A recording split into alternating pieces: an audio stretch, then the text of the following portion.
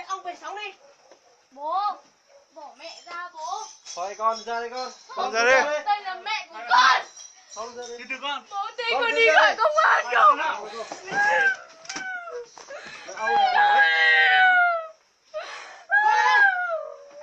Mày là thế nào? Hả? Không được đánh. Đánh luôn. Giết luôn. Không đánh. Ông là nào? Ông đánh à? Ông đánh à? Đánh Đánh luôn. đi. Đánh đi. Đánh đây. Đánh đi. Mày dám đánh tôi đi. Đấy con à. Thằng người ta có thịt. Chúng ta phải Không đâu được tốt à? Mày là thằng nào? Ai? Không được đánh nhá. Vừa vừa. Anh vừa. Ta thở được.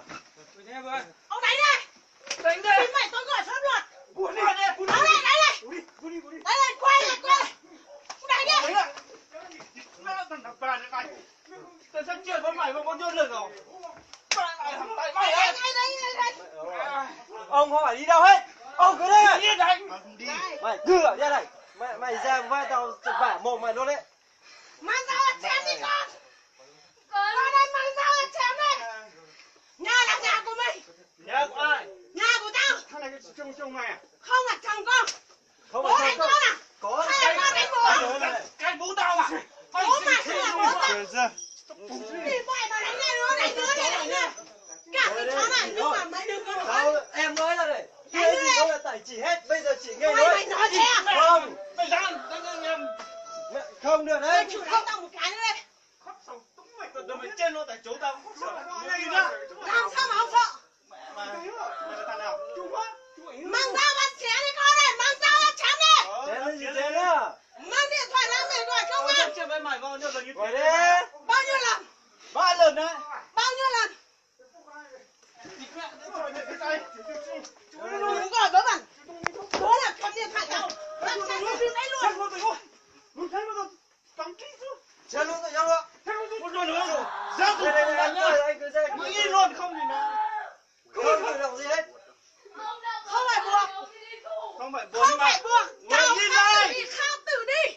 Không phải đi đâu hết. Khao tử đi. Không phải đi đâu hết. Muốn đi tù gì, bọn tao tự đi. Im đấy không thì mẹ. Con cứ gào lên. Đẩy mày đấy. 5 năm rồi mày về nhà Làm nào có chưa? được buổi ấy. Mày về nhà Trời chưa? mày xí ra tao được bao nhiêu lần. Mày về Chán nhà tao chưa? cái gì ấy. Mày lại về nhà chưa? Mẹ Mày làm được một thằng tao chồng chó này chưa? nhá. Tao được chết vào mày xem nhá. Mày đập đi. Được nhá. Mày đập đi, tao gọi công an lên rồi, mày đập đi. Mày đập đi. Đi vừa. Mày đập đi, mày là một thằng có học mày dám nữa. Mày dám à? Mày dám đập à? Mày dám à? Ra đông ra mày. Cứ đánh đi. Cứ đánh Có thôi. thể đánh Rồi đi ra ở đây nhá, mày thằng chú nhá. Mày thằng này nhá, chưa biết thằng nào đi tù trước. Cứ đánh đi, không biết thằng nào đi tù trước. Đúng rồi. Mày giỏi về như thế này rồi lắm. Chưa giỏi nhưng mà ông để được con nó dạy được ông chưa? Thế ông bà này có dạy được mày không? Thế mẹ làm vợ của một thằng như mày, bố thằng nào chả làm thế. Đấy, bố nhà mày ai cũng làm được như thế đấy. Đúng rồi, bố nhà mày tao làm được. Tại bà đấy. Tại mày chứ tại à? Hay là tại thằng cháu này? Chả tại thằng nào, tao tự nguyện. Con ngủ đi. Không được. Mẹ của con. Mẹ của con nhưng mà con xem đi.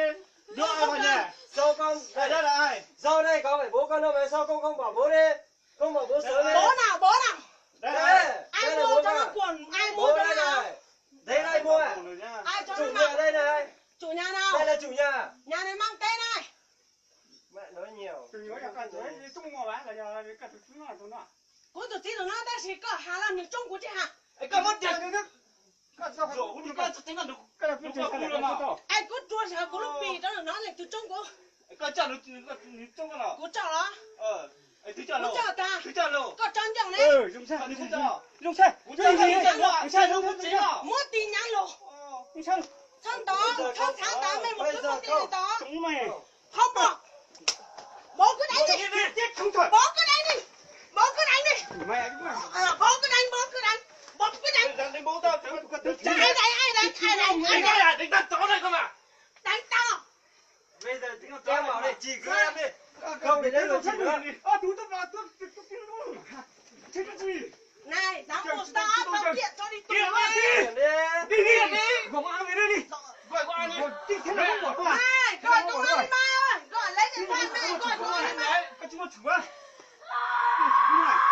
Bỏ qua đi.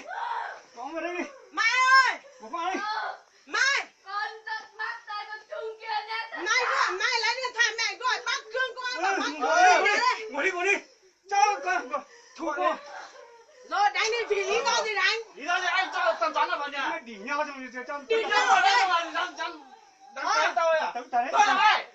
Mày là chúng ta mày làm được gì? Mày là gì cái con của ai? Bao nhiêu năm nay cơm ăn áo mặc Đánh mấy. mày đánh. Anh nuôi. Đừng có đánh mẹ con. Đi ra ngoài. Xưa nhiều Quang yên đi. Không được. Bố không tiền. Bố không làm được cho con lên.